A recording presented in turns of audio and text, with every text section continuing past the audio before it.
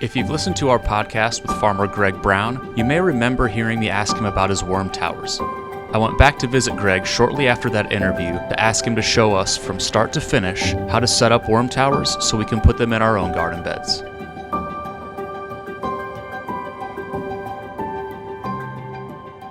So this is my worm tower experiment, and it seems to be working pretty good. So you can get a bucket, 5-gallon bucket, very high diameter PVC pipe, as long as you have a cover. Before I bury the bucket, I drill holes in it big enough for worms to go in and out. And mainly in this, I use red wigglers, but other worms will come in and out too. So take the top off. This keeps it from being flooded with rain and keeps rodents from going in and digging around. So I will fill this up with just whatever weed I may be weeding at the time, close by. I'll throw some leaves in, some whatever compost material I want in here. And this one's pretty thick. Let's see if we see anything down there. Well, that's kind of what it looks like. Yep, so they're starting to go. And these red wigglers, I believe they eat their weight every day in organic matter. Once the worms break this down, the worm emulsion and poop and all the goodness from the worms will start to leach out. I come by once a month or so and pour some water in just so that it will leach out and help fertilize all this stuff. And so fills up, doesn't look nice at the top because it's just got a bunch of junk in it, a bunch of weeds and compost.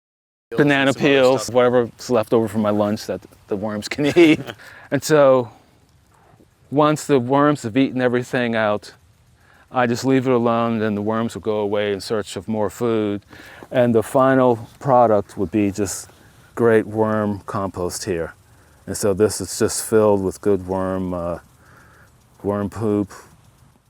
So you get the benefit of a solid compost product in the bucket when it's mature, but then while it's in the ground here, it's also pushing out through, and worms are staying in the area. Yeah, staying in the area. And so you can use this 5-gallon bucket. Cutting the bottom off, I don't know if it's necessary. You can experiment with one, but just drill a bunch of holes, I don't know, between 8 and 1/4 inch diameter. A bunch in the bottom and a bunch on the sides to go as deep as you're going to bury the bucket. So if you just leave the bucket here, just keep it below there. Whether you're a market gardener or a suburbanite with a small backyard bed, this worm tower setup can help turn weeds and food waste into a nutritious soil support system by simply harnessing the power of worms.